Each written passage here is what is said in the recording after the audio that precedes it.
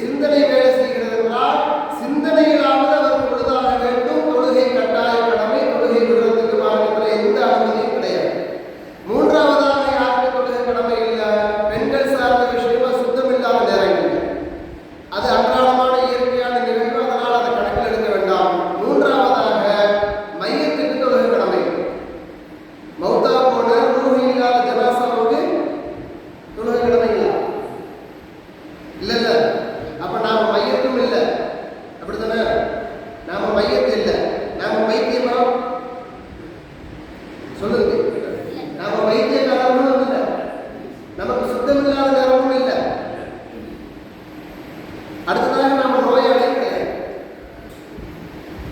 இந்த 4 தன்மைக்கும் நமக்கு இல்லை.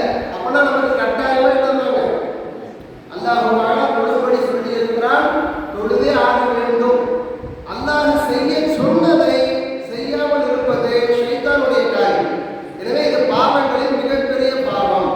அல்லாஹ் நம்மை பாதுகாக்க வேண்டும். தொழக்கூடிய விஷயங்கள்ல, தொழுகையுடைய விஷயங்கள்ல, அல்லாஹ் ஃபர்தான ஹலாலாக ஆக்கிய காரியங்கள்ல மிகுந்த கவனமாக இருக்க வேண்டும். அதை விடுத்து நாம் இருப்பது, அதை அலட்சியம் காட்டுவது மிகப்பெரிய பாவம் என்று நாம் உணர வேண்டும். பாவமான காரியங்கள் செய்வதனால், பாவம் மிகுதியாக செய்வதனால் ஏற்படக்கூடிய பாதிப்புகள், முதலாவதாக நாயகம் ஸல்லல்லாஹு அலைஹி வஸல்லம் சொன்னார்கள், அல்லாஹ்வுடைய ரசூலுடைய மரியாதை கண்ணியம் எடுக்கப்படும். அல்லாஹ் ரசூலுடைய கண்ணியம் எடுக்கிறோம். அல்லாஹ் நம்மளோட இருக்கிறோம். நான் சிகரெட் குடிக்கிறேன், எங்க அத்தா வராங்கன்னு செய்தி சொன்னா, எங்க அத்தாவுடைய நண்பர் வராங்கன்னு சொன்னா கூட நான் என்ன செஞ்சிருவேன்? சிகரெட் கீழே போடுவோம்.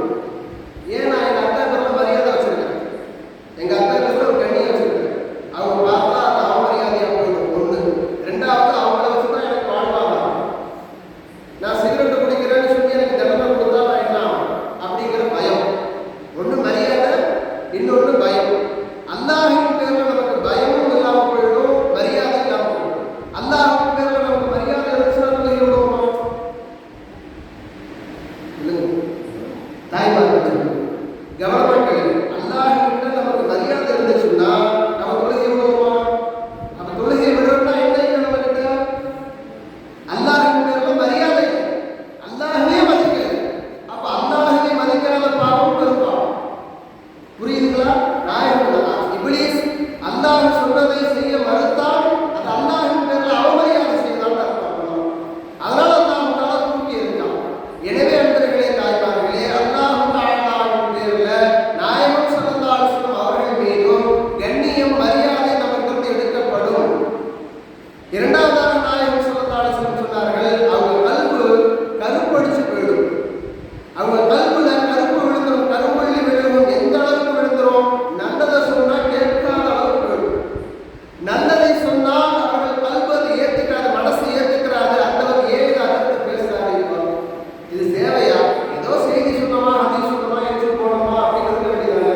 இவ்வளவு தூரம் ஏன் இதை பத்தியே பேசிட்டு இருக்கிறாருன்னு என்ன செஞ்சிருவாங்க? மனசுல ஒரு அருவருப்பு வரும். பயான் சொல்றதுல ஹதீஸ் நல்ல செய்திகள் பேசும்போது இது தேவையான செய்தி அப்படிங்கிற அருவருப்பு வந்துடும். நாயகம் ஸல்லல்லாஹு அலைஹி வஸல்லம் எச்சரிக்கிறார்.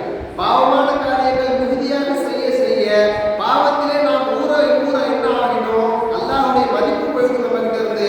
ரசூல் ஸல்லல்லாஹு அலைஹி வஸல்லம் அவர்கள் பேர்ல மரியாதை போயிடும். அடுத்ததாக நம்ம கல்புல கருப்பாயிடும், மனதெல்லாம் கருப்பாகிவிடும்.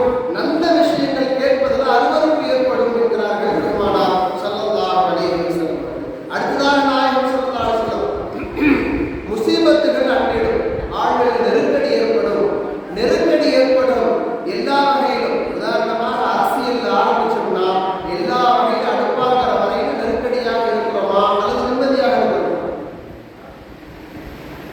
நாம் நிம்மதியா இருக்கிறோமா, நெருக்கடியா இருக்கிறோமா? தம்பிகளா இங்க வாங்க. கொஞ்சம் அதை எந்திரிமா